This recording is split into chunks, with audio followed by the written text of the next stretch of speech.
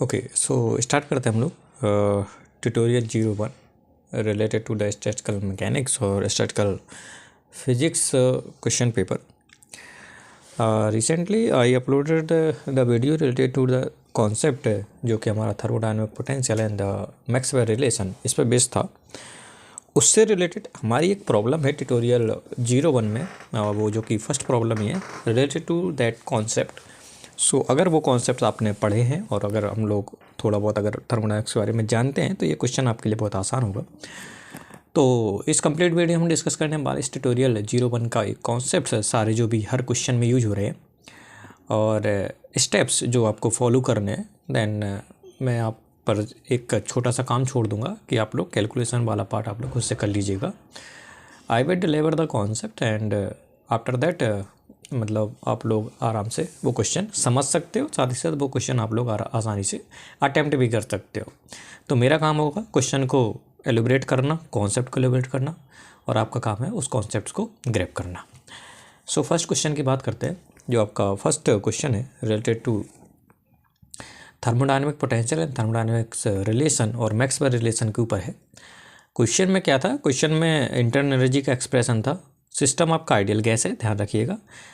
Ideal gas एक system मतलब एक सिस्टम है जिसमें आइडियल गैस फील्ड है, और उसने बोला कि जो इंटरनल एनर्जी का एक्सप्रेशन है वो आपको कुछ इस तरीके से डिफाइन था.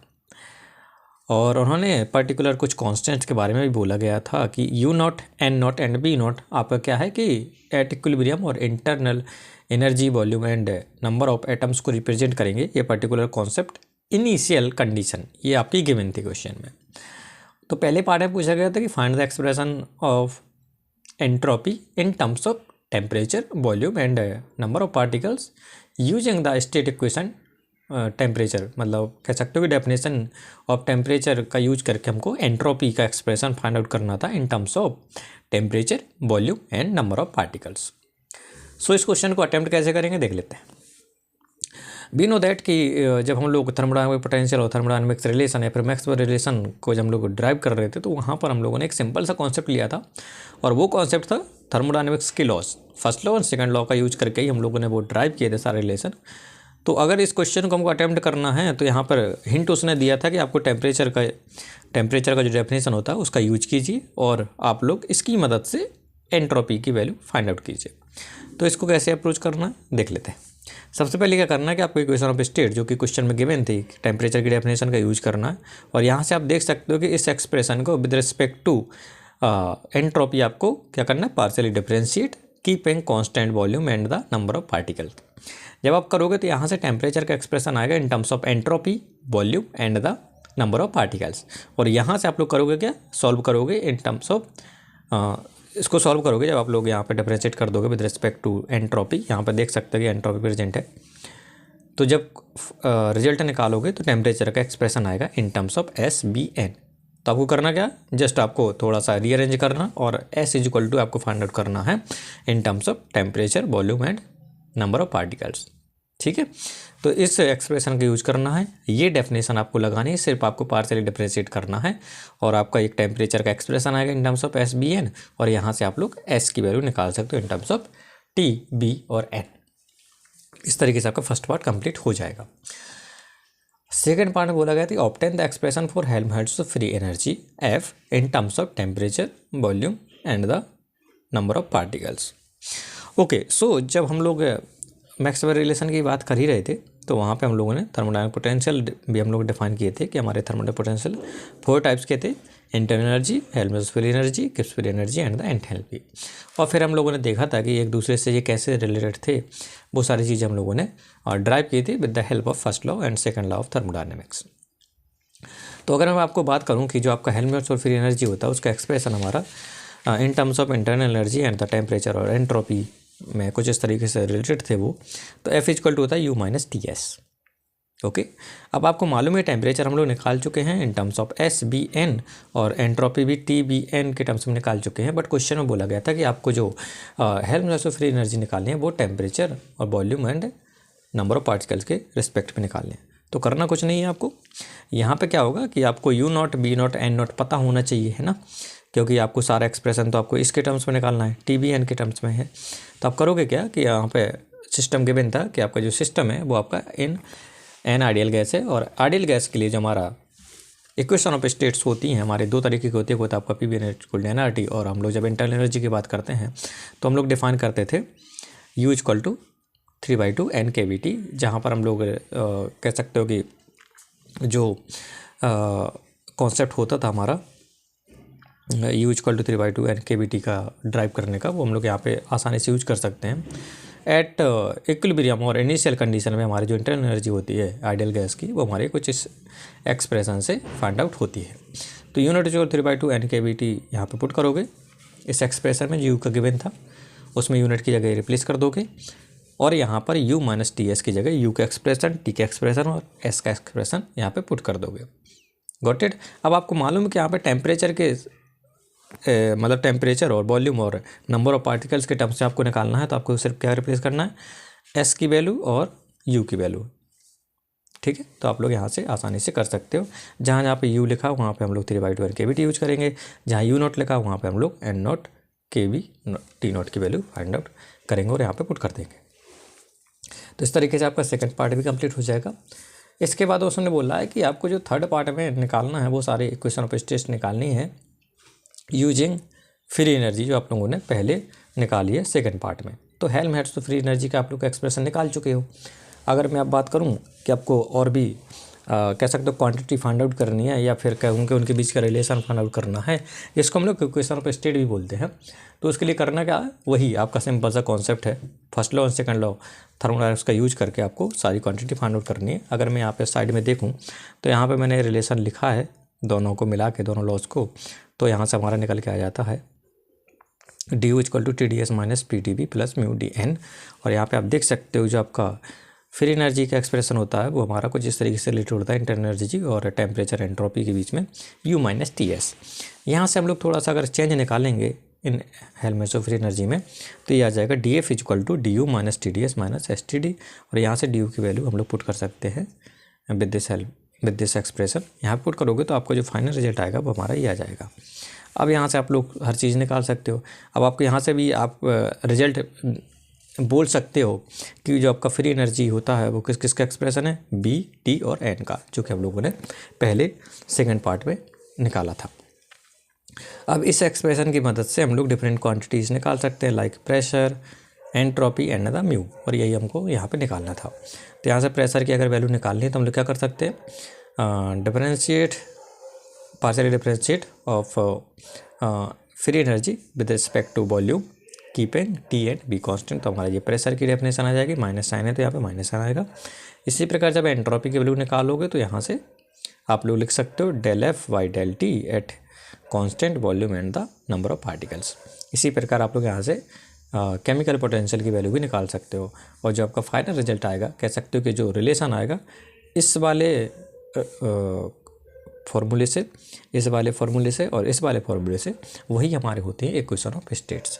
Equation of states for ideal gas हमारा कुछ इस तरीके से हमारा निकल आएगा। तो इस तरीके से आपका फर्स्ट क्वेश्चन कंप्लीट हो जाता है। नाउ हम लोग डिस्कस करते हैं सेकंड क्वेश्चन। ओके, सो जब आप लोग सेकंड क्वेश्चन पढ़ोगे ना, तो ये सेकंड को जो क्वेश्चन है वो रिलेटेड टू कह सकते हो कि प्रोबेबिलिटी से रिलेटेड है, और मैथमेटिकल फिजिक्स का एक पर्टिकुलर ये चैप्टर होता है। तो इसमें आपको 2-3 कॉन्सेप्ट याद रखने हैं, तो ये वाली प्रॉब्लम आपको आसानी से सॉल्व हो जाएगी। कौन कौन सी देख लो। हम जब प्रोबेबिलिटी पढ़ते हैं तो प्रोबेबिलिटी में एक कॉन्सेप्ट आता है नॉर्मलाइज प्रोबेबिलिटी, मतलब सारी प्रोबेबिलिटी को ऐड करूँ तो हमारा कितना आना चाहिए आंसर, 1 आना चाहिए। और अगर वो प्रोबेबिलिटी का एक्सप्रेशन नॉर्मलाइज नहीं है तो पहले हम लोग नॉर्मलाइज करते हैं और वहाँ से नॉर्मलाइजेशन कांस्टेंट भी फाइंड आउट करते हैं। तो नॉर्मलाइज प्रोबेबिलिटी पता होना चाहिए, एक्सप्रेशन क्या होता था। ऑल प्रोबेबिलिटीज़ को अगर मैं और प्रोबेबिलिटीज़ को मैं ऐड करूँगा तो आंसर कितना चाहिए, बनाइए। तो आपका एक कॉन्सेप्ट तो आपका ये यूज होगा इस क्वेश्चन में। दूसरा है कि किसी अगर पर्टिकुलर क्वांटिटी की वैल्यू आपको एवरेज वैल्यू फाइंड आउट करनी है, या फिर आपका जैसे यहाँ पे मैंने x रैंडम वेरिएबल डिफाइन किया है, और अगर क्वेश्चन में बोला गया कि आपको इस x की एवरेज वैल्यू, मीन या फिर एक्सपेक्टेड वैल्यू आपको फाइंड आउट करनी है, तो उसके लिए हम लोग फार्मूला लिखते हैं। क्या लिखते हैं, दिस फार्मूला हमारा है कि अगर हमारा रैंडम वेरिएबल है जो कि वैल्यू ले सकता था x1 x2 x3 ... xn, ये रैंडम वेरिएबल की वैल्यूज़ हैं, और इसके करस्पॉन्डिंग आपकी प्रोबेबिलिटी भी डिफाइन है कि अगर x1 होगा x की वैल्यू तो इसकी प्रोबेबिलिटी समथिंग है, इसकी प्रोबेबिलिटी समथिंग है, इसकी प्रोबेबिलिटी समथिंग है। तो जब अगर ये क्वांटिटी हमको पहले से मालूम है, तो एवरेज वैल्यू ऑफ एक्स लिखते हैं हम लोग summation of X I into P X I divided by summation of P X I.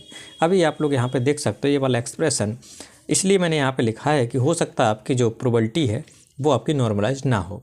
तो पहले आप लोग चेक कर लीजिएगा कि नॉर्मलाइज है या नहीं है। अगर नॉर्मलाइज है तो इसकी जगह आप लोग 1 पुट करोगे तो आपका जो मीन का फॉर्मूला आ जाता था वो आपका सिंपली ये आ जाएगा। अगर नहीं है तो उसके लिए आपको क्या करना पड़ेगा, इस पर्टिकुलर फैक्टर से डिवाइड करना पड़ेगा अगर नॉर्मलाइज प्रोबेबिलिटी नहीं मिलती है। तो एक कॉन्सेप्ट आपका ये यूज होगा, एक कॉन्सेप्ट आपका ये वाला यूज होगा। अब हम लोग करते क्या हैं, ये तो हो गया हमारे एक रैंडम वेरिएबल एक्स की बात। अब हम लोग average value of function of x भी निकाल सकते हैं। मान के चलो आपका एक्स रिलेटेड एक फंक्शन है एफ एक्स जिसकी वैल्यू है एक्स स्क्वायर। अगर इसकी वैल्यू मतलब इसकी एवरेज वैल्यू निकालनी है इस फंक्शन की, तो उसके लिए भी यही फॉर्मूला होता है। तो यहाँ पे करना क्या है, ये आपका एक्स स्क्वायर का अगर एवरेज वैल्यू निकालना है तो उसके लिए हम लोग लिखते थे summation of X I square into P X I divided by summation of P X I. तो यहाँ से आप लोग फिर से देख सकते हो, ये फैक्टर मैं हमेशा इसलिए यहाँ पे लिख रहा हूँ, हो सकता है आपकी प्रोबेबिलिटी नॉर्मलाइज ना हो। तो पहला क्या करना है कि आपको करस्पॉन्डिंग टू रैंडम वेरिएबल में जितनी प्रोबेबिलिटी दी है उसको आप लोग एक बार ऐड कीजिएगा, ऐसे है ना। और ये किसके बराबर आनी चाहिए, इक्वल टू 1। तो यहाँ से आप लोग एक एक्सप्रेशन निकाल सकते हो। तो इस क्वेश्चन में बोला क्या गया था, बोला गया था कि आपके क्वेश्चन में ये वाली चीज़ गिवन है, ये वाली चीज़ गिवन है, ठीक है। और इस रैंडम वेरिएबल की 3 वैल्यूज़ गिवन थी, x1 x2 x3। तो क्वेश्चन में बोला गया था कि आपको पर्टिकुलर प्रोबेबिलिटीज़ बतानी है। तो आप लोग एक बार ये यूज करोगे कि probability of -a plus probability of 0 plus probability of a equal to कितना होना चाहिए, 1 होना चाहिए। तो एक एक्सप्रेशन आप यहाँ से निकाल सकते हो, एक एक्सप्रेशन आप लोग यहाँ से निकाल सकते हो, एक आप लोग यहाँ से निकाल सकते हो। 3 इक्वेशन है, 3 अननोन है, सॉल्व कीजिएगा, ट्राई कीजिएगा इस क्वेश्चन को। नाउ जब आप लोग ये चीज़ें निकाल लोगे probability of -a, probability of 0 and probability of a, तो आपका सेकंड क्वेश्चन में आपको क्या करना था, कम्युलेटिव डिस्ट्रीब्यूशन फंक्शन को स्केच करना था। तो कम्युलेटिव डिस्ट्रीब्यूशन फंक्शन क्या होता है, जैसे हम लोग अगर मैं थोड़ा सा लिंक करना चाहूँ तो आपने देखा होगा बाइनोमियल डिस्ट्रीब्यूशन है ना, पॉइसन डिस्ट्रीब्यूशन, नॉर्मल डिस्ट्रीब्यूशन, तो उसके करस्पॉन्डिंग एक डिस्ट्रीब्यूशन फंक्शन डिफाइन होता था। अब यहाँ पे आपका क्या है कि एक रैंडम वेरिएबल डिफाइन है जो कि डिस्क्रीट है और वो किसी पर्टिकुलर डिस्ट्रीब्यूशन को फॉलो नहीं कर रहा। तो ऐसे रैंडम वेरिएबल के करस्पॉन्डिंग अगर हम लोगों को डिस्ट्रीब्यूशन फंक्शन लिखना है तो कैसे लिखते हैं देख लेते हैं। जो आपका डिस्ट्रीब्यूशन होता है वो कुछ नहीं, प्रोबेबिलिटीज होता है। और प्रोबेबिलिटी कैसे होते हैं, summation of that summation of the probabilities for the different values of random variable. मतलब क्या है देख लो कि मान के चलो रैंडम वेरिएबल x है, इसके corresponding x1 x2 x3 dot करके xn ऐसी बहुत सारी वैल्यू है और उसके करस्पॉन्डिंग प्रोबेबिलिटीज़ भी डिफाइन है कुछ इस तरीके से। मतलब x1 के करस्पॉन्डिंग प्रोबेबिलिटी आपकी fx1 है, x2 के करस्पॉन्डिंग प्रोबेबिलिटी x2 है, x3 के करस्पॉन्डिंग fx3 है, ऐसे करके xn के करस्पॉन्डिंग fxn प्रोबेबिलिटी डिफाइन है। तो जब हम लोग कम्युलेटिव डिस्ट्रीब्यूशन की बात करते हैं तो इसको हम लोग कैसे लिखते हैं, कैसे कि -∞ से x1 के बीच में अगर x की वैल्यू है तो उसके लिए प्रोबेबिलिटी कितनी होती है, 0 होती है।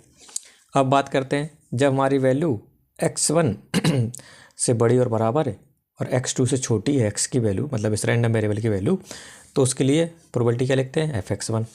जब हम लोग सेकेंड की बात करेंगे x2 greater than equal to less than x3 के बीच में अगर x की वैल्यू लाई कर रही है तो हम लोग क्या करेंगे, प्रोबेबिलिटी का सम करेंगे।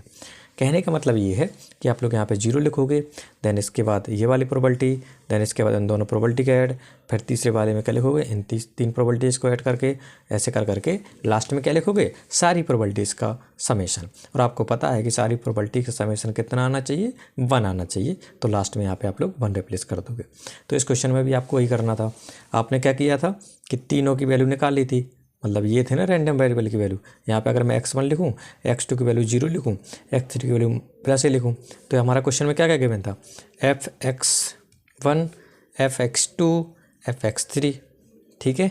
तो आप लोग करोगे क्या, पहले यहाँ पे 0 आ जाएगा, फिर यहाँ पे प्रोबेबिलिटी ऑफ ये इसकी वैल्यू, फिर आप लोग यहाँ पे 2 प्रोबेबिलिटीज़ को ऐड करोगे, फिर लास्ट में क्या करोगे, तीनों प्रोबेबिलिटी को ऐड करोगे और फिर आप लोग इसको स्केच करना है तो आपको क्या करना है, एक्स की वैल्यू लिखनी है, उसके करस्पॉन्डिंग इस एफ एक्स की वैल्यू लिखनी है। तो आप लोग क्या करोगे कि माइनस इन्फिनिटी से x1 के बीच में आप लोग एक पॉइंट डिनोट करोगे, क्योंकि यहाँ पे आपको 0 मिल रहा है तो 0 पुट कर दिया। सेकंड में क्या करोगे, एफ एक्स वन कहाँ पर मिलेगा करस्पॉन्डिंग टू x1, तो आप लोग यहाँ ऐसे करके आप लोग इस तरीके से स्केच कर सकते हो। ठीक है, कॉन्सेप्ट आपका यही है, इतने सारे फॉर्मूले यूज होने, तो इस तरीके से आपका क्वेश्चन नंबर 2 भी कंप्लीट हो जाएगा। ओके, आई थिंक हाँ इसमें एक और पार्ट बचा हुआ है, find the value of a relative fluctuation of A about its average A. मतलब जब भी अगर मान चलो यहाँ पे रैंडम वेरिएबल x की जगह a डिफाइन है, तो अगर कभी भी क्वेश्चन में रिलेटिव फ्लक्चुएशन की बात करें या फिर फ्लक्चुएशन की बात करें, पहली बात तो बड़ा है पहले फ्लक्चुएशन। फ्लक्चुएशन का मतलब होता था वेरिएशन, वेरिएशन का मतलब क्या होता है, स्प्रेडनेस। स्प्रेडनेस आपने मैथमेटिकल फिजिक्स में कॉन्सेप्ट पढ़ा होगा, variation, variation and the standard deviation की बात की होगी आप लोगों ने। तो वहाँ पे भी यही डेफिनेशन है जिसको फ्लक्चुएशन यहाँ पे बोल रहे हैं ना, वो मैथमेटिकल फिजिक्स में हम लोग उसको पढ़ते थे स्टैंडर्ड डेविएशन के नाम से। तो इसमें फ्लक्चुएशन ऑफ ए निकालना, इसका मतलब क्या है कि स्टैंडर्ड डेविएशन ऑफ ए निकालना है। बट इसने रिलेटिव बोला है, तो रिलेटिव किसके रिलेटिव निकालना है, इसके रिलेटिव निकालना। तो आपको पर्टिकुलर ये वाली क्वांटिटी फाइंड आउट करनी है इस क्वेश्चन के अंदर। तो करोगे क्या, पहले आप लोग ये वैल्यू निकालोगे और उससे आप लोग क्या करोगे, इस वैल्यू से डिवाइड कर दोगे। तो ये वैल्यू निकालने के लिए आपको क्या क्या पता होना चाहिए, आपको पता है कि अगर मान चलो एक्स आपका रैंडम वेरिएबल है, तो सिग्मा एक्स कैसे निकालते थे, root of variation of x, है ना। अब यहाँ पे आपको भी पता है कि वेरिएशन की जो डेफिनेशन होती थी मैथमेटिकली, उसको हम लोग क्या लिख सकते थे, वेरिएशन ऑफ एक्स लिखते थे, ये लिखते थे, है ना। तो इसकी वैल्यू आपको पता है, इसकी वैल्यू पता है, आप लोग क्या करोगे, पहले आप लोग ये फाइंड आउट करोगे और फिर आपको इससे किससे डिवाइड कर देना है, एवरेज वैल्यू ऑफ एक्स। यहाँ पे मैं एक्स की बात कर रहा हूँ, आप लोग यहाँ पे यही सेम चीज़ ए के लिए अप्लाई करोगे। सिंपली है, जहाँ पे आप लोग ए लिखोगे मैं यहाँ पे एक्स लिख रहा हूँ। तो इस तरीके से relative fluctuation of x about average value of x हमारा जो होता है वो होता था standard deviation of x divided by mean value of x. ठीक है, तो इस तरीके से आपका ये क्वेश्चन नंबर 2 कंप्लीट हो जाएगा, जिसमें 3 पार्ट थे हमारे। अब बात कर लेते हैं क्वेश्चन नंबर 3 की। ओके, सो क्वेश्चन नंबर 3 जो है हमारा रिलेटेड टू कह सकते हो स्टैटिस्टिकल मैकेनिक्स से हमारा ये क्वेश्चन लिया गया है। और इस क्वेश्चन को पढ़ने से पहले हमको मैथमेटिकल फिजिक्स में हम लोगों ने देखा था, प्रोबेबिलिटी का कॉन्सेप्ट भी पढ़ा था, है ना। तो वहाँ पे केसेस भी पढ़े थे, कितने नंबर ऑफ डेज हो सकते हैं किसी इवेंट, अगर हमारे कोई इवेंट की गई तो मतलब कौन सा रिजल्ट हमारा कितनी बार आ सकता है। तो इस तरीके की बातें हम लोगों ने प्रोबेबिलिटी में की थी। बट यहाँ पर हम लोग स्टैटिस्टिकल मैकेनिक्स से वही चीज़ यहाँ पर कॉन्सेप्ट यूज करेंगे। बट मैं आपको बता दूं, जो 3rd नंबर का क्वेश्चन है, इस पर्टिकुलर क्वेश्चन के लिए और इस टाइप के क्वेश्चंस के लिए जहां पर हमारे नंबर ऑफ पार्टिकल्स डिफाइन हो और एनर्जी लेवल्स डिफाइन हो, तो ऐसे क्वेश्चन को अगर हमको अटेम्प्ट करना है फॉर द कैलकुलेशन ऑफ कह सकते हो नंबर ऑफ माइक्रोस्टेट्स, और यहाँ पे जैसे बोला है मल्टीप्लिसिटी के लिए, या फिर कह सकता हूँ कि जैसे आपकी रिलेटेड मतलब ऐसी क्वांटिटी जो रिलेटेड है नंबर ऑफ माइक्रोस्टेट्स, जैसे कि हमारे एंट्रोपी हो गया, एंट्रोपी रिलेटेड है हमारे किसके, माइक्रोस्टेट्स के, तो नंबर ऑफ माइक्रोस्टेट्स के। तो अगर क्वेश्चन में कभी बोला जाए कि नंबर ऑफ माइक्रोस्टेट्स फाइंड कीजिए या फिर आप सिस्टम की एंट्रोपी फाइंड आउट कीजिए, तो इस तरीके के क्वेश्चन करने के लिए एक सिंपल सी और फंडामेंटल जो टेक्निक है वो हम लोग यहाँ पे सीखेंगे, और साथ ही साथ इस क्वेश्चन को हम लोग अच्छे से समझेंगे, और इस तरीके क्वेश्चन हमको आसान लगेंगे अगर इस कॉन्सेप्ट को आप लोग फॉलो करोगे। तो क्वेश्चन में बोला क्या गया था, 2 पार्टिकल्स हैं और 3 एनर्जी लेवल्स हैं। तो नंबर ऑफ पार्टिकल्स कितने हैं, 3, एनर्जी लेवल्स कितने, नंबर ऑफ पार्टिकल्स हैं 2 और नंबर ऑफ एनर्जी लेवल्स हैं 3। और इन पार्टिकल्स के बारे में बोला गया कि ये नॉन इंटरेक्टिंग है। और अगर नॉन इंटरेक्टिंग बोला गया तो आपके दिमाग में थोड़ा बहुत आना चाहिए कि आइडियल गैस वाली प्रॉपर्टी को रिप्रेजेंट कर रहा है ना। हाँ, क्वेश्चन में मास के बारे में नहीं बताया गया, तो हम लोग को यहाँ पे 0 कह सकते हो कि मास उसका 0 है। बट यहाँ पर नॉन इंटरेक्टिंग वाला जो आपका बिहेवियर है वो आपके आइडियल गैस में हम लोग पढ़ते हैं कि उनके जो मॉलिक्यूल्स होते हैं उनके बीच में कोई भी इंटरेक्शन नहीं प्रेजेंट होता। तो ये तो एक्स्ट्रा इन्फॉर्मेशन है, आप लोग यहाँ पे फोकस कीजिएगा। नंबर ऑफ पार्टिकल कितने हैं, 2 हैं, और एनर्जी लेवल्स कितने हैं, 3 हैं। और इसके रिगार्डिंग उन्होंने बोला गया था जो एनर्जी लेवल्स की वैल्यू है वो 0 एप्सिलॉन और 2 एप्सिलॉन है। उसने बोला कि सबसे लोएस्ट वाली जो एनर्जी है वो आपकी उसमें डीजेनरेट कितनी है, 2 है, और बाकी नॉन डीजेनरेट है। तो इस तरीके से मैंने ये चीज़ें आप लोग यहाँ पे स्पेसिफाई कर दी। मतलब क्या है कि डीजेनरेसी 2 का मतलब ये है कि आप लोगों जैसे क्वांटम मैकेनिक्स से पढ़ा होगा कि 2 स्टेट आपकी डिफाइन है, ठीक है। इसके करस्पॉन्डिंग एक आपको सिंगल एनर्जी की वैल्यू प्राप्त हो रही है। अगर मैथ में पढ़ा होगा तो आपने देखा होगा कि एक आइगन वैल्यूज़ है और उसके करस्पॉन्डिंग आपके 2 आइगन वेक्टर मिलते थे, है ना। तो ये आप लोग रिलेट कर सकते हो। यहाँ पे हम लोग सॉल्व करते हैं इस प्रॉब्लम को। तो मैंने ये जो गिवन इन्फॉर्मेशन थी क्वेश्चन में वो मैंने यहाँ पे लिख ली, ठीक है। तो अब आप लोग देख लो इसको कैसे करते हैं टेबल फॉर्म में। जब भी क्वेश्चन में बोला जाए multiplicity, number of micro states या फिर पॉसिबल कॉन्फ़िगरेशन, इस क्वेश्चन को करने के लिए ऐसे टेबल फॉर्म हम लोग यूज करते हैं। अब इन्होंने बोला गया कि पार्टिकल्स में भी डिफरेंट टाइप के नेचर हो सकते हैं। तो हमको ये एज्यूम करने के लिए बोला गया है पहले पार्ट में कि आप लोग पार्टिकल्स को ना डिस्टिंग्विशेबल आप लोग मान के चलो। और डिस्टिंग्विशेबल मतलब ये होता है कि हम लोग पार्टिकल्स को देख के बता सके कि हाँ ये वाला पार्टिकल ये है, ये वाला पार्टिकल ये है। मान के चलो एक रेड बॉल और एक ब्लैक बॉल है, ठीक है, और आपकी आंखें खुली हुई हैं, तो आप लोग आसानी से बता सकते हो कि भाई ये वाली रेड बॉल है, ये ब्लैक बॉल है ना। तो ये डिस्टिंग्विशेबल हो गया। या फिर मैं कहूँ कि एक आपका ए पार्टिकल एक बी पार्टिकल है, अब आप इसको कहीं भी फेंक दो मतलब, तो आप लोग बता सकते हो कि ए पार्टिकल अलग था, बी पार्टिकल अलग था। तो इसको डिस्टिंग्विशेबल के केस में रखा गया। और डिस्टिंग्विशेबल पार्टिकल्स जो होते हैं वो किस स्टैटिस्टिक्स को फॉलो करते हैं, एम्बी स्टैटिस्टिक्स को। आपने पढ़ा होगा ग्रेजुएशन में कि 3 टाइप के स्टैटिस्टिक्स होते हैं, एम्बी स्टैटिस्टिक्स, है ना, बोल्ट्जमैन स्टैटिस्टिक्स, और फिर आपने पढ़ा होगा फर्मी डिराक स्टैटिस्टिक्स। तो डिस्टिंग्विशेबल पार्टिकल के लिए एम्बी स्टैटिस्टिक्स फॉलो होती है। तो हम लोग बात कर लेते हैं टेबल फॉर्म से किस तरीके से हम लोग इस क्वेश्चन को आसानी से कर सकते हैं। देख लो, सबसे पहले करना क्या है, जितनी आपकी एनर्जी लेवल्स गिवन है ना उनको लिख लो। 0 एप्सिलॉन 2 एप्सिलॉन, कॉलम बना लेना है आपको 3, ठीक है। अब आपको देखना इन एनर्जी लेवल्स में क्या कोई डीजेनरेसी प्रेजेंट है, और जिसमें डीजेनरेसी प्रेजेंट है उस वाले पर्टिकुलर कॉलम को उतने भाग में डिवाइड कर दो। जैसे इस क्वेश्चन में बोला गया था कि जो आपकी लोअर एनर्जी वाला जो पार्ट है वो आपको डीजेनरेसी 2 रखता है। तो मैंने क्या किया, इस 0 वाले कॉलम को 2 भागों में बांट दिया, ये डीजेनरेसी हो गई। एप्सिलॉन में नो डीजेनरेसी है तो इसको एक ही कॉलम में रखा गया। इसी प्रकार 2 एप्सिलॉन में कोई भी डीजेनरेसी नहीं, इसको एक कॉलम में रखा गया। जो आपका अगला कॉलम बनेगा वो बनेगा इंटरनल एनर्जी या फिर total energy of the system. तो टोटल एनर्जी आप लोगों ने यहाँ लिख ली, इसको मैंने एप्सिलॉन आई से डिनोट कर दिया। फिर यहाँ पे अगला कॉन्सेप्ट वो अगला कॉलम होगा नंबर ऑफ माइक्रो स्टेट्स, ठीक है, number of micro states for each value of epsilon I. मतलब टोटल एनर्जी की हर एक वैल्यू के लिए नंबर ऑफ माइक्रो स्टेट्स कितनी होगी उसके लिए हम लोगों ने एक कॉलम बना लिया। और इन सब की वैल्यू को ऐड करूंगा ना इस वाली कॉलम को, और वही हो जाएगी हमारी total number of micro states, ठीक है। सब करना क्या है देख लो, कुछ नहीं। सबसे पहले करना क्या है कि आपको 3 कॉलम बना लेने हैं, मतलब जितनी number of energy levels given है उतने कॉलम बना लो। फिर देख लो डीजेनरेसी गिवन है या नहीं है, नहीं है तो उसके लिए सिंगल कॉलम रखो। अगर डीजेनरेसी है तो आपको उस पर्टिकुलर कॉलम को उतने भागों में डिवाइड कर देना।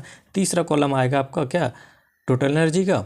चौथा कॉलम आएगा number of micro state related to each values of epsilon I. अब आपको करना क्या, आपको अब ये भी तो पता होना चाहिए कि कितनी वैल्यूज हमको यहाँ पे लेनी है। तो उसके लिए मैं आपको बता दूँ फंडामेंटल टेक्निक होती है कि आप लोग करो क्या कि इन 3 एनर्जी लेवल्स जो जिनकी वैल्यू गिवन है इसमें देखो कि सबसे ज़्यादा मैक्सिमम वैल्यू कितनी हो सकती है, सबसे कम वैल्यू कितनी हो सकती है। तो आप लोग देख सकते हो सबसे कम हो सकती है 0 और सबसे ज़्यादा कितनी हो सकती है। अगर मैं दोनों पार्टिकल्स को इसके करस्पॉन्डिंग लिखूं तो कितनी एनर्जी हो सकती है, 4 एप्सिलॉन, है ना। तो ये मैक्सिमम हो जाएगी, ये मिनिमम हो गई। तो मेरे को इतना समझ में आ जाएगा कि एप्सिलॉन आई की वैल्यू कहाँ से कहाँ तक जाएगी, 0 से लेके 4 एप्सिलॉन तक। बस अब आपको पता 0 जाएगी, 2 1 जाएगी, मतलब एप्सिलॉन जाएगी, 2 एप्सिलॉन जाएगी, 3 एप्सिलॉन जाएगी और 4 एप्सिलॉन जाएगी। इतनी वैल्यूज जाएंगी। अब आपको करना क्या है, इसमें फिल कैसे करना है। सबसे पहले आप लोग करना है कि इसके करस्पॉन्डिंग कौन कौन से केस बन सकते हैं कि 0 वैल्यू आए सिस्टम की एनर्जी की। तो उसके लिए क्या कर सकते हो आप लोग, ए और बी ऐसे पुट कर सकते हो, बी और ए ऐसे पुट कर सकते हो, है ना। समझ रहे हो ना मैं क्या कह रहा हूँ कि आप लोग इस तरीके से कॉन्फ़िगरेशन बना सकते हो कि आपको 0 एनर्जी मिलनी चाहिए टोटल। तो उसके लिए करना क्या है, मैं एक केस बना देता हूँ, देन उसके बाद आप लोग आगे भी फॉलो कर लेना। तो 0 एनर्जी के लिए क्या कर सकते हो आप लोग, मैं एक केस बना देता हूँ जिसमें सिस्टम की 0 एनर्जी हो। तो एक पार्टिकल को आपको इस वाली पर्टिकुलर स्टेट में रखना है, इस वाली को आपको पता है कि इस पर्टिकुलर एनर्जी लेवल के लिए आपकी 2 स्टेट अवेलेबल है। तो ए पार्टिकल यहाँ रह सकता है, बी यहाँ रह सकता है, ये पलट भी सकते हैं अपने स्थान, यहाँ बी हो सकता है, यहाँ ए हो सकता है। अब ये भी हो सकता है कि दोनों पार्टिकल इस स्टेट में हो, और ये भी तो हो सकता है कि दोनों पार्टिकल इस स्टेट में हो। तो आप लोग यहाँ से देख सकते हो कि सिस्टम की एनर्जी 0 हो सकती है। ऐसे सिस्टम की एनर्जी 0 की वैल्यू के लिए ऐसे 4 कॉन्फ़िगरेशन बन सकते हैं, इसलिए यहाँ पे लिखोगे 4 और यहाँ पे आएगा 0। एक और बता देता हूँ, अब आपको सिस्टम की एनर्जी टोटल रखनी है एप्सिलॉन, जिसकी वैल्यू 1 एप्सिलॉन। कौन कौन से केस बन सकते हैं देख लो। मान के चलो आपने एक पार्टिकल रख दिया यहाँ पे, तो दूसरा आएगा यहाँ पे। अब यहाँ पे भी आपके मतलब यहाँ पे भी आपके पास ऑप्शन है कि ये बी वाला पार्टिकल यहाँ पे भी आ सकता है, और ये आपका यहीं पे वो हो सकता नहीं हो सकता। अब ऐसा भी तो हो सकता है, ये तो ए पार्टिकल है, यहाँ पे बी पार्टिकल आ सकता है, यहाँ पे ए आ सकता है। इसी प्रकार यहाँ बी आएगा और इस वाली स्टेट में यहाँ पर ए आ सकता है। तो इस तरीके से यहाँ पे भी कितने बन गए, 4 केस बन गए। तो यहाँ पे 4 लिख दोगे। इस प्रकार आप लोग 2 एप्सिलॉन 3 एप्सिलॉन के लिए कर लेना। तो यहाँ पे जो total number of micro states आएंगे, इन सबको ऐड करोगे तो आपका आंसर आ जाएगा, जब आपके पार्टिकल्स कैसे डिस्टिंग्विशेबल। दूसरे वाले पार्ट में बोला गया था कि नंबर ऑफ माइक्रो स्टेट्स बतानी है जब आपके पार्टिकल्स कैसे हों, इनडिस्टिंग्विशेबल। इनडिस्टिंग्विशेबल मतलब क्या है, एक आपके पास रेड बॉल है, एक आपके पास ब्लू बॉल है, ठीक है।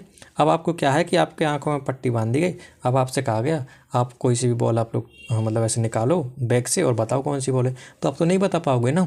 तो ये हो जाएगा इनडिस्टिंग्विशेबल पार्टिकल्स। तो इसमें आपको कौन सी स्टैटिस्टिक्स फॉलो होती है, बोस-आइंस्टीन स्टैटिस्टिक्स, बट वैसे हमारी ये बोसॉन्स पार्टिकल्स के लिए एप्लीकेबल होती है। तो इसमें करना क्या है कि दोनों पार्टिकल हम लोगों ने ले लिया ए और ए, जो कि इनडिस्टिंग्विशेबल है। Got it now. अब आपको फिर से वही फॉलो करना है रूल। कैसे कि सबसे पहले आप लोग मिनिमम एनर्जी रखोगे 0। ऐसे सिस्टम जिसकी एनर्जी 0 हो, इसके लिए कौन कौन से कॉन्फ़िगरेशन बन सकते हैं। तो आपको पता एक पार्टिकल आपने ए यहाँ रखा, दूसरा यहाँ रख दिया। अगला केस कौन सा बनाओगे बताइए। तो अगर आप लोग अब इंटरचेंज भी करोगे ना, तो सेम आपको समझ में आएगा, अरे ये तो सेम केस बन गया जो ऊपर वाला था डिफाइन, है ना।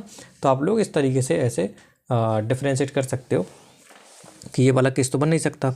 अगला केस क्या बन सकता है कि दोनों को एक साथ रख दो यहाँ पे और ये वाला खाली छोड़ दो। अगला क्या बन सकता है, यहाँ खाली छोड़ दो, यहाँ रख दो। तो इस तरीके से आपके कितने केस बनेंगे, टोटल 3 केस बन जाएंगे। तो यहाँ पे इसकी वैल्यू 3 लिख दोगे। अगले के लिए क्या करना है, यहाँ पे एप्सिलॉन लिखना है। फिर आप लोग इसी प्रकार केस बनाओगे कि हमको पार्टिकल्स कौन कौन सी जगह रखना है। जिस तरीके से जितने भी आपके ऐसे कॉन्फ़िगरेशन बनेंगे यहाँ पे पुट कर दोगे, तो हो जाएगा number of micro state. Try करिएगा, मैं कॉन्सेप्ट डिलीवर कर दे रहा हूँ थोड़ा बहुत, पूरा सॉल्यूशन नहीं दे रहा। तो आप लोग थोड़ा सा अपने हिसाब से करोगे तो थोड़ा और भी चीज़ें आसान हो जाएगी। अगले में बोला गया था कि आपके जो पार्टिकल्स हैं, क्वेश्चन अगर आप लोग ढंग से पढ़ोगे, क्वेश्चन बोला गया था particles are indistinguishable and not more than 1 particle can be there in each energy levels. तो इस क्वेश्चन में हम लोग क्या है कि इसके पहले वाले पार्ट में मतलब सेकंड पार्ट में क्या किया था कि जैसे 0 एप्सिलॉन एनर्जी चाहिए थी, तो हम लोगों ने ये वाला केस भी कंसीडर किया था। और जब आप लोग ये वाली टेबल बना लोगे तो इसमें से बहुत सारे केस हटा देने हैं जिसमें आप लोग एक ही स्टेट में 2 पार्टिकल एक साथ रख रहे हो, तो आपका पार्ट 3 कंप्लीट हो जाएगा। अब क्या है कि ऐसे क्वेश्चन हम लोग फर्मियोन्स के लिए डिस्कस करते हैं, बट क्वेश्चन में फर्मियोन्स नहीं बोला है। फर्मियोन में क्या मतलब एक प्रॉपर्टी होती है कि फर्मियोन्स में क्या होता था कि पॉली एक्सक्लूशन प्रिंसिपल कहता था कि हम लोग एक स्टेट में 2 फर्मियोन्स रख सकते हैं, बट उनकी जो स्पिन है वो अपोजिट हो सकती है है ना। बट इस क्वेश्चन में ऐसे तो बोला नहीं गया है स्पिन के बारे में, उसने दूसरी लैंग्वेज में बोला है कि आप लोग क्या कर सकते हो कि एक ही स्टेट में आप लोग एक से ज़्यादा पार्टिकल नहीं रख सकते हो। तो इसलिए यहाँ पे फर्मियन का कॉन्सेप्ट तो हम लोग नहीं लगा रहे, सिर्फ और सिर्फ यहाँ पे कौन सा कॉन्सेप्ट लगा रहे, इनडिस्टिंग्विश पार्टिकल, और एक कंडीशन इम्पोज कर दी कि वहाँ पर सिर्फ और सिर्फ एक स्टेट में एक पार्टिकल होना चाहिए। तो आप लोगों ने जो सेकेंड पार्ट में सॉल्व किया ना, या सेकेंड पार्ट में आप लोगों ने जो टेबल बनाई है उसमें आपको बहुत सारे केस कैंसिल कर देनी है जो आपके सिंगल स्टेट में दो पार्टिकल को कंटेन कर रहा था। तो ये आपका तीसरा वाला पार्ट हो जाएगा। अब बात कर लेते हैं चौथे वाले पार्ट की, क्वेश्चन नंबर 4 की। ओके, सो जब क्वेश्चन नंबर 4 आप लोग पढ़ोगे तो इसमें क्वेश्चन की जो लैंग्वेज है वो कुछ इस तरीके से गिवन थी कि random box are sequence of the steps taken in random direction, और उन्होंने कुछ क्वांटिटीज़ गिवन थी, और क्वेश्चन बोला गया था कि जो आपको कंसीडर करना है वो 1 डायमेंशनल रैंडम बॉक्स वाला केस आपको कंसीडर करना है, जिसमें आपका हर एक स्टेप लेंथ जो है आपकी ए गिवन थी, और probability of the step being taken on the right side उसकी प्रोबेबिलिटी पी थी, लेफ्ट साइड के लिए क्यू थी, और जो आपके टोटल नंबर ऑफ स्टेप्स थे वो आपके कैपिटल एन थे, और वो स्टार्ट करता है 0 से, x बराबर 0 से चलना।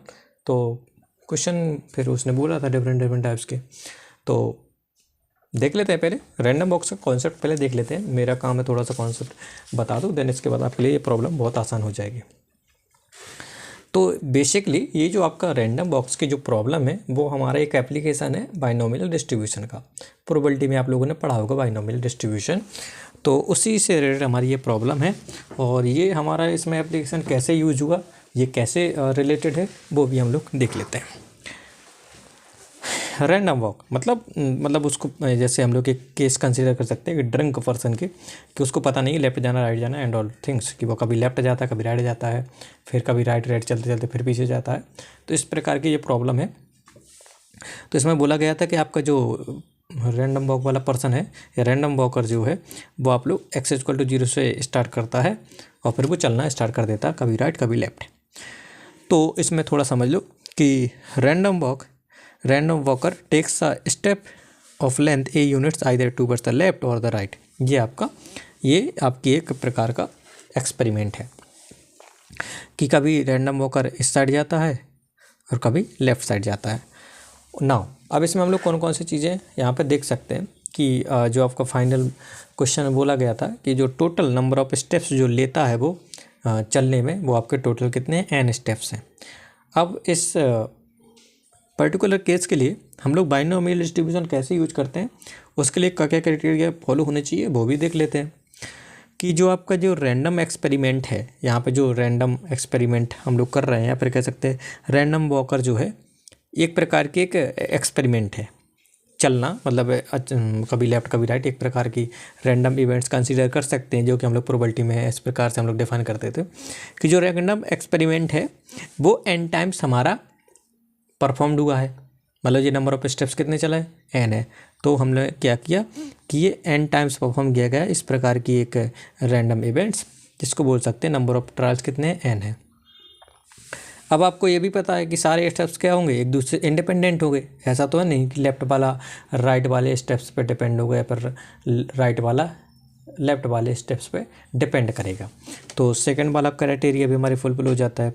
तीसरा ये भी है कि in a single step taking a steps toward the right is success and taking a step toward the left is failure.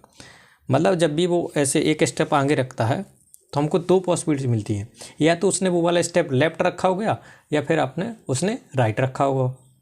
और उसने बोला भी है कि जब हम लोग इसको हम लोग कंसीडर कर सकते हैं कि जब वो राइट स्टेप चलता है तो उसको हम लोग सक्सेस मान सकते हैं, और लेफ्ट स्टेप को अगर फॉलो करता है तो उसको हम लोग फेल्यूर मान सकते हैं। तो एक पर्टिकुलर स्टेप के लिए हम लोग दो पॉसिबिलिटीज मान सकते हैं, लेफ्ट और राइट, और उसके करस्पॉन्डिंग हम लोग सक्सेस और फेल्यूर का केस भी लिख सकते हैं कि अगर राइट साइड जाएगा तो उसको सक्सेस बोलेंगे, लेफ्ट साइड जाएगा तो उसको हम लोग फेल्यूर की कैटेगरी में रखेंगे।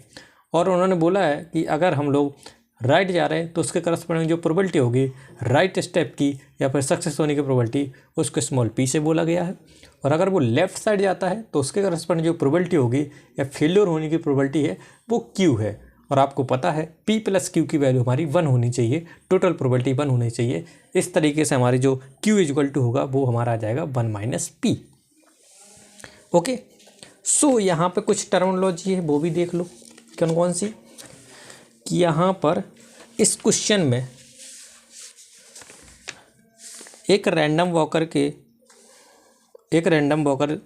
के द्वारा जो टोटल नंबर ऑफ स्टेप्स चले गए हैं वो आपके कितने हैं, कैपिटल एन से रिप्रेजेंट किया गया है इस क्वेश्चन में। राइट साइड जितने स्टेप्स चले उसने उसको एन आर बोला है, लेफ्ट साइड जितने चले उसको एन एल बोला है। राइट साइड चलने वाले स्टेप्स को कैटेगरी में रखा गया है सक्सेस की, और लेफ्ट साइड चलने वाले स्टेप्स को कैटेगरी में रखा गया फेल्योर की। और टोटल स्टेप्स की बात करूं तो राइट जितना चला लेफ्ट जितना चला दोनों को ऐड कर दूंगा तो आपके टोटल स्टेप्स आ जाएंगे जितने उसने चले हुए। यहाँ पे प्रोबेबिलिटी डिफाइन कर दी कि स्मॉल पी डोनेट करेगी प्रोबेबिलिटी जब वो राइट डायरेक्शन में जा रहा है, क्यू प्रोबेबिलिटी रिप्रेजेंट करेगी जब रैंडम वॉकर लेफ्ट साइड जा रहा है, और पी और क्यू में जो रिलेशन है वो हमारा ये है। अब इसमें पहले वाले पार्ट में बोला गया था फाइंड आउट द प्रोबेबिलिटी, कुछ उसने एक्सप्रेशन ऐसे लिखा गया था। इसका मतलब क्या है पहले पढ़ना सीख लो कि इसमें हम लोग फॉलो कैसे करते हैं। किसने बोला था कि प्रोबेबिलिटी फाइंड आउट कीजिएगा जब रैंडम वॉकर एन स्टेप्स में से एन आर स्टेप्स राइट जाता है, और ऐसे एन आर स्टेप्स की प्रोबेबिलिटी उसने पी गिवन थी, तो इस पर्टिकुलर केस के लिए आप लोगों को प्रोबेबिलिटी फाइंड आउट करनी है कि टोटल उसने एन चले थे उसमें से एन आर कितने चले हैं, इसके करस्पॉन्डिंग आपको क्या निकालनी है, प्रोबेबिलिटी निकालनी है। बस ये आपका पहला क्वेश्चन था। तो आपको पता है बाइनोमियल में करते क्या थे कि हमारे total n number of trials होते थे जिसमें से हमको आर ट्रायल्स में सक्सेस मिलती थी, तो हम लोग प्रोबेबिलिटी लिखते थे कि एन में से अगर हम लोग आर ट्रायल्स फॉलो कर रहे हैं या फिर सक्सेस मिल रही है तो इसकी प्रोबेबिलिटी होती थी एन सी आर पी की power r q n minus r. तो ये वाला आप लोग कॉन्सेप्ट यहाँ पे भी लगा सकते हो। कैसे, टोटल स्टेप्स उसने एन चले, सक्सेस होने की प्रोबेबिलिटी, सक्सेस होने की जो वैल्यू है वो आपकी एन आर है, तो यहाँ से लिख सकते हो कि एन में से एन आर चले हैं तो n c n r p की पावर एन आर और क्यू की पावर एन एल, या फिर इसको लिख सकते थे n minus n r. One minus p की जगह क्या है, ये क्यू है। तो इस तरीके से आपका ये आंसर आ जाएगा इस प्रोबेबिलिटी का। पहला पार्ट आपका कंप्लीट हो गया। दूसरे वाले पार्ट में बोला गया है कि फाइंड आउट द प्रोबेबिलिटी, और क्वेश्चन में प्रोबेबिलिटी को उसने इस तरीके से डोनेट किया गया है that the random variable be at a distance x equal to m a, जहाँ पर a आपकी स्टेप लेंथ है और m आपका इंटीजर है आफ्टर n स्टेप्स। उसने बोला है कि आपको प्रोबेबिलिटी बतानी है कि जब वो n में से स्मॉल m स्टेप्स वो फॉलो कर लेता है। अब उसको पता नहीं है कितने लेफ्ट गया कितने राइट गया, बट उसको इतना पता है कि मैं 100 में से 50 स्टेप्स फॉलो कर चुका हूँ, तो प्रोबेबिलिटी बतानी है। तो जब आपको ना बताए कि वो कितना लेफ्ट गया कितना राइट गया, तब वहाँ पे कॉन्सेप्ट आता था मीन डिस्प्लेसमेंट का, या फिर displacement of the random walker. तो डिस्प्लेसमेंट कितना होगा, अरे मतलब बहुत आसान है। कैसे कि आप लोग टोटल नंबर ऑफ राइट चल लो, टोटल नंबर ऑफ लेफ्ट चल लो, और राइट में से लेफ्ट वाले स्टेप्स को माइनस कर दो, तो रैंडम वॉकर उस जगह पहुंच जाएगा। मतलब 0 से स्टार्ट किया और इससे पर्टिकुलर स्टेप तक पहुंच जाए, तो इनके बीच का जो डिफरेंस होगा वही आपका क्या कहलाएगा, डिस्प्लेसमेंट कहलाएगा। तो मैंने वही किया यहाँ पे। जो डिस्प्लेसमेंट होगा यहाँ पे क्वेश्चन में तो उसने x बोला है, मैं इसको d लिख रहा हूँ। d इक्वल टू होता था n r minus n l into step length. तो यहाँ से आप लोग लिख सकते हो, अगर मैं इसको एन आर के टर्म्स में लिखना चाहूँगा इस एक्सप्रेशन को, तो एन एल की जगह क्या लिख सकता हूँ, एन माइनस एन आर। तो यहाँ पे आपका ये आ जाएगा, और उसने इसी चीज़ को x बोला है, और m की जगह क्या है, ये चीज़ है यहाँ पे। तो m यहाँ पे आ जाएगा 2nr माइनस n। बस इसकी प्रोबेबिलिटी आपको बतानी है। तो पिछले क्वेश्चन में nr था, इस क्वेश्चन में m है, तो n में से m चलना है उसको, तो इसको लिख सकते हैं एन सी एम पी की power m and 1 minus p की पावर n माइनस m। और n m की जगह क्या लिख दोगे, ये वाली चीज़ लिख दोगे तो आपका सेकंड वाला पार्ट भी कंप्लीट हो जाएगा। ठीक है, अब थर्ड पार्ट में देख लेते हैं। थर्ड पार्ट में बोला गया mean value of the steps taken on the left side और mean value of the displacement. तो अगर मान के चलो रैंडम वेरिएबल जब हम लोग वहाँ पे डिफाइन करते थे स्मॉल आर, ठीक है, बाइनोमियल में, तो उसमें जो आपका एवरेज वैल्यू निकालते थे ना, तो वो आपका अगर रिजल्ट आपको याद हो जो आपका ये आता था NP, है ना, बाइनोमियल में। तो इसमें हम लोग क्या यहाँ पे जो आर जो डोनेट करता था वो सक्सेस होने के से रिलेटेड था कि मतलब N में से हमको R में सक्सेस मिली R ट्रायल्स में, तो उसके करस्पॉन्डिंग अगर एवरेज वैल्यू निकालूंगा R की तो वो NP से डोनेट होती थी। इसी प्रकार यहाँ पे भी हम लोगों ने राइट साइड चलने वाले स्टेप्स को सक्सेस माना है और लेफ्ट साइड चलने वाले स्टेप्स को क्या माना है, फेल्योर माना है। तो सक्सेस वाले की जो आपकी एवरेज वैल्यू होती थी वो हमारी डायरेक्ट क्या होती थी, NP। N हमारे टोटल नंबर ऑफ टास्क थे, P आपकी probability of the success.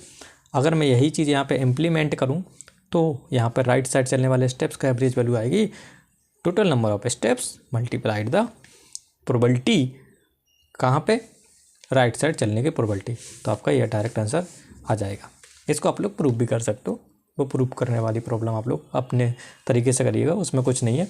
Average value का ये वाला फार्मूला लगाना है, यहाँ पे PXI की वैल्यू रखोगे जो आपका बाइनोमियल डिस्ट्रीब्यूशन का फंक्शन होता था, और फिर थोड़ा सा मैथमेटिकल कॉन्सेप्ट यूज करके आप लोग आसानी से प्रूव कर सकते हो दिस वैल्यू।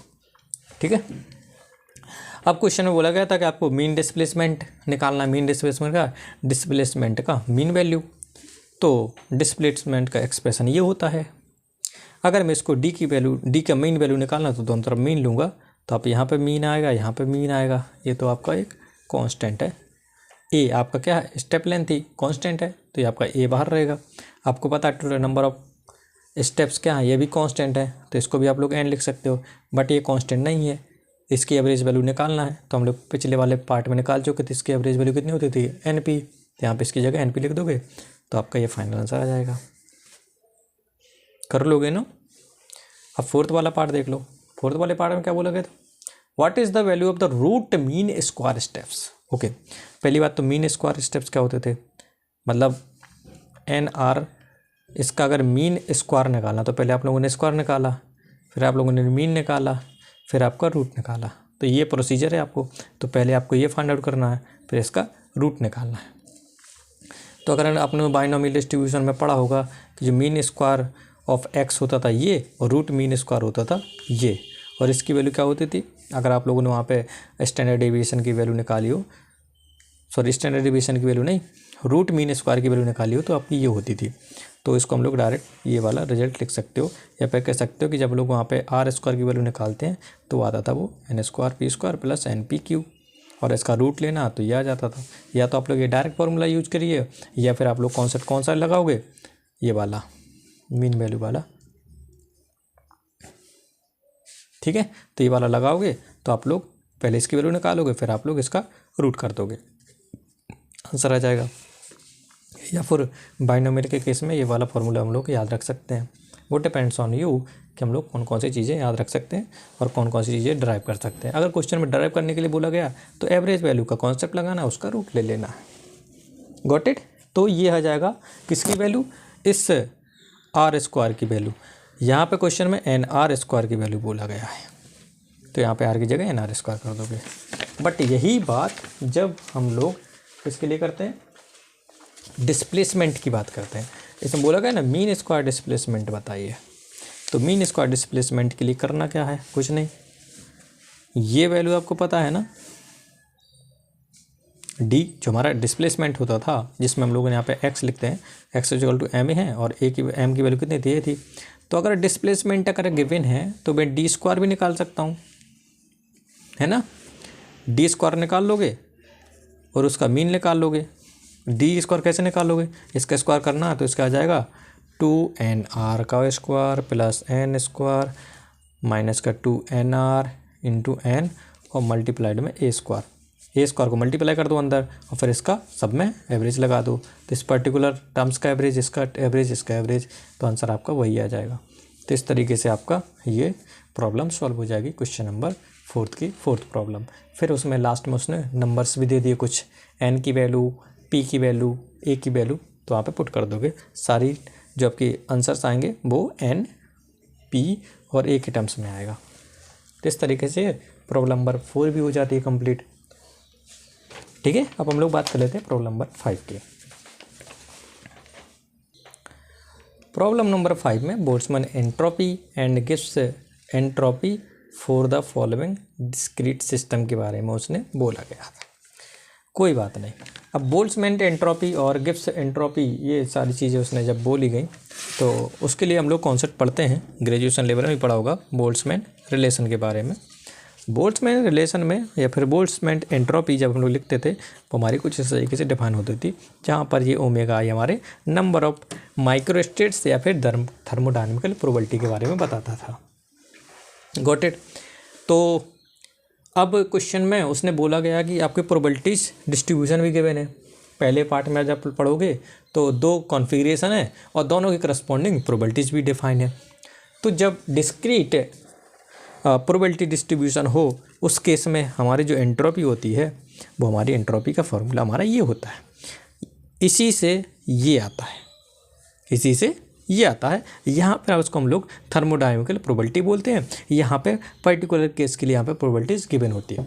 तो जब प्रोबेबिलिटी डिस्ट्रीब्यूशन गिवन हो क्वेश्चन में तो हर एक केस के लिए हमारे जो एंट्रोपी का फॉर्मूला होता था वो हमारा ये है, -KB summation of i equal to 1 से लेकर n तक जाएगा, PI into log base E PI। ध्यान रखिएगा PI की वैल्यू different values of random variable x के लिए हमारी डिफाइन होगी। तो यहाँ पे जैसे क्वेश्चन बोला गया ना कि x की वैल्यू कितनी हो सकती है, x1 x2, और इसमें प्रोबेबिलिटी दोनों की बराबर है तो इसको 1/2 इसको 1/2, क्योंकि टोटल प्रोबेबिलिटी कितनी होनी चाहिए, 1 होनी चाहिए। तो यहाँ पे वैल्यू क्या करना है, प्रोबेबिलिटी की वैल्यू रखनी है। तो ये हो जाएगा P1 एक बार लगा हुए, इसी पे का समेशन P2 तक, मतलब n की वैल्यू यहाँ पे 2 है तो 1 से लेकर 2 तक जाएगा ये वाला, और आप लोग यहाँ पे टोटल सिस्टम की एंट्रोपी निकाल सकते हो फॉर द गिवन डिस्ट्रीब्यूशन, मतलब प्रोबेबिलिटी डिस्ट्रीब्यूशन। तो फर्स्ट पार्ट कर लोगे, सेकंड पार्ट मतलब ये डिस्क्रीट केस के लिए। सेकंड पार्ट में वैल्यू गिवन दी है कि P1 की वैल्यू कुछ और है और P2 की वैल्यू कुछ और है। पहले तो हम लोगों ने इक्वल मानी थी, अब उसने अलग अलग दे दी। दूसरा केस भी आप लोग कर सकते हो। थर्ड केस में, पहले 2 केसेस में डिस्क्रीट के बारे में बात की थी, थर्ड वाले में आपको बात की गई है किसके लिए, कंटिन्यूअस डिस्ट्रीब्यूशन की बात की गई है। तो जब यहाँ पे क्या बोल सकते हैं, कंटिन्यूअस डिस्ट्रीब्यूशन गिवन है पर्टिकुलर केस के लिए, तो वहाँ पर सबसे पहला काम है कि पहले चेक करना कि प्रोबेबिलिटी डिस्ट्रीब्यूशन जो है वो नॉर्मलाइज्ड है या नहीं है। अगर नहीं है तो उसके लिए हम लोग क्या कर सकते हैं, नॉर्मलाइजेशन कंडीशन को फॉलो करके कुछ पर्टिकुलर कांस्टेंट की वैल्यू निकाल सकते हैं। जैसे कि यहाँ पर बोला गया था कि PI की वैल्यू थी Ce⁻⁻AXI, तो इसके लिए करेंगे क्या हम लोग, इसके पर्टिकुलर हमारा जो कंडीशन होता था वो हमारा ये होता था, है ना, ये नॉर्मलाइजेशन की कंडीशन है। यहाँ से हम लोग C की वैल्यू निकालोगे और फिर हमारा C की वैल्यू यहाँ पे पुट करोगे तो हम लोग नॉर्मलाइज प्रोबेबिलिटी निकाल सकते हैं। फिर हम लोग करेंगे क्या, ये वाली पर्टिकुलर केस के लिए हम लोग एंट्रोपी की वैल्यू के लिए कंटिन्यूअस प्रोबेबिलिटी डिस्ट्रीब्यूशन के लिए ये वाला फॉर्मूला लगा देंगे। यहाँ पे समेशन था, यहाँ पे क्या आ जाएगा, इंडिकेशन आ जाएगा। Got it. तो इस तरीके से हम लोग ये एंट्रोपी निकाल सकते हैं फॉर द कंटिन्यूअस सिस्टम और कंटिन्यूअस प्रोबेबिलिटी डिस्ट्रीब्यूशन। ओके, अब लास्ट वाले पार्ट में उसने 3 कॉन्फ़िगरेशन तो गिवन है बट प्रोबेबिलिटीज़ उसने नहीं दी है। अगर नहीं दी है तो क्वेश्चन अधूरा है, और अगर दी है तो वो सबको क्या मान रहा है, समान मान रहा है प्रोबेबिलिटीज़। तो x1 x2 x3 अगर सबकी सेम है तो 1/3 1/3 1/3। अब डिस्क्रीट है तो आप लोग ये वाला फॉर्मूला लगाओगे। तो इस तरीके से क्वेश्चन नंबर 5 भी कंप्लीट हो जाती है। अब बात कर लेते हैं क्वेश्चन नंबर 6 की। क्वेश्चन नंबर 6 में हमारा थोड़ा सा कैलकुलेशन है रिलेटेड टू द मल्टीप्लिसिटी के बारे में। सॉलिड से रिलेटेड हमारा एक कॉन्सेप्ट होता था आइंस्टीन सॉलिड मॉडल्स, ठीक है, जिसमें हम लोग सॉलिड्स की प्रॉपर्टी के बारे में डिफाइन करते हैं, और साथ ही साथ related to the heat capacity वाला कॉन्सेप्ट भी हम लोग आइंस्टीन मॉडल से डिफाइन करते हैं। आइंस्टीन मॉडल में कुछ अजम्पशंस होते हैं, फिर उसके बाद डी बॉयल मॉडल, मतलब डिफरेंट टाइप के आप लोग वहाँ पे कॉन्सेप्ट पढ़ते हैं related to the heat capacity, और वहाँ पे कुछ अजम्पशंस कुछ कंडीशंस रखी जाती हैं डिफरेंट मॉडल्स के लिए। जब आइंस्टीन मॉडल्स की बात करते हैं तो वहाँ पर एक अजम्पशन माना जाता है और बोला जाता है कि जो आपके सॉलिड के जो हर एक एटम्स हैं वो हमारे क्या होंगे इंडिपेंडेंट हार्मोनिक ऑसिलेटर की तरह काम करेंगे। ओके, सो नाउ क्वेश्चन में बोला गया था कि आपके दो टाइप्स के सॉलिड्स हैं, ए और बी, और उसमें बोला गया कि सॉलिड ए में जो नंबर ऑफ पार्टिकल्स है वो n है और number of particles in b में आपके nv है। जो ए टाइप की सॉलिड है उसमें जो आपके एनर्जीज़ है, इंटरनल एनर्जी है, वो हमारी यू ए से डिफाइन है, और जब बी वाले सॉलिड की बात करते हैं तो उसमें जो इंटरनल एनर्जी है वो हमारी यू बी से डिनोट करते हैं। और कंप्लीट जो सिस्टम है वो हमारी कंप्लीट सिस्टम के लिए जो टोटल एनर्जी होगी वो यू टोटल से डिफाइन की है उन्होंने, इसकी वैल्यू है u a plus u b. और जो टोटल नंबर ऑफ पार्टिकल्स की बात की है या फिर total number of harmonic oscillators की बात की है वो है हमारे n a plus n v, जिसको हम लोग कैपिटल एन से रिप्रेजेंट करेंगे। Got it. फिर उन्होंने बोला है कि मान के चलो आप लोग एक पर्टिकुलर मैक्रो स्टेट्स डिफाइन कर दो एन ए एन बी और यू टोटल के नाम से। एन ए मतलब नंबर ऑफ एटम्स और नंबर ऑफ हार्मोनिक ऑसिलेटर्स और number of particles in a solids, और एन बी का मतलब है number of atoms in b solid. U total का मतलब सिस्टम की कंप्लीट एनर्जी होनी चाहिए u a plus u b, है ना। और फिर उन्होंने बोला गया है कि हर एक सिस्टम के लिए micro states, individual micro states या फिर इंडिविजुअल सॉलिड्स के रिलेटेड जो माइक्रो स्टेट्स है, ध्यान रखिएगा माइक्रो स्टेट्स वो है आपकी n a comma u a और n b comma u b. ठीक है ना। तो ये सारी चीज़ आपको पता है, ये मैंने सारी चीज़ें यहाँ पे डिफाइन कर दी। ये माइक्रो स्टेट्स ए के लिए, माइक्रो स्टेट बी के लिए डिफाइन कर दिया। पहले पार्ट में बोला गया है number of the micro states for the macro states n a is equal to 3, n b is equal to 3 and u total is equal to 6 epsilon. तो जब यहाँ पर हम लोग आइंस्टीन मॉडल में नंबर ऑफ माइक्रो स्टेट्स की बात करते हैं तो इसका एक और नाम होता है जिसका नाम है मल्टीप्लिसिटी। तो अगर क्वेश्चन मल्टीप्लिसिटी बोल दे या फिर question number of micro state बोल दे, सेम ही बात है। तो इसको आप लोग दो तरीके से कर सकते हो। अगर टोटल मल्टीप्लिसिटी की बात करें तो उसके लिए पर्टिकुलर फॉर्मूला ही हम लोग फॉलो कर सकते हैं, और अगर उन्होंने एक पर्टिकुलर केस बोला गया, टोटल के बारे में नहीं बोला गया या फिर पर्टिकुलर केस के corresponding number of micro states होती हैं बोला गया, तो उसके लिए हम लोग टेबल का यूज करेंगे। अब टेबल का यूज कैसे करना देख लो। आपको करना क्या, ये सॉलिड के लिए, सॉलिड ए के लिए डिफाइन कर दिया, ये सॉलिड बी के लिए, गॉट इट। और यहाँ पर हो जाएगा कंप्लीट सिस्टम के लिए जिसकी एनर्जी होगी यू टोटल। ओके, सो यहाँ पे भी आप लोग कहीं पे भी कॉलम बना सकते हो टोटल का ऐसे।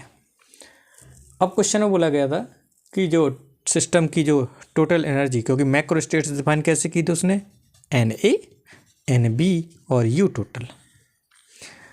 तो यू टोटल कितना होना चाहिए, 6 एप्सिलॉन। अब यू ए की कितनी वैल्यू होनी चाहिए, यू बी की कितनी वैल्यू होनी चाहिए, इन दोनों के बीच में एनर्जी का डिस्ट्रीब्यूशन हो जाएगा और टोटल एनर्जी की वैल्यू होनी चाहिए 6। तो आप लोग कर सकते हो, इसकी अगर 0 होगी इसकी 6 होनी चाहिए वैल्यू, इसकी 1 हो तो इसकी 5 हो, इसकी 2 हो तो इसकी 4 हो।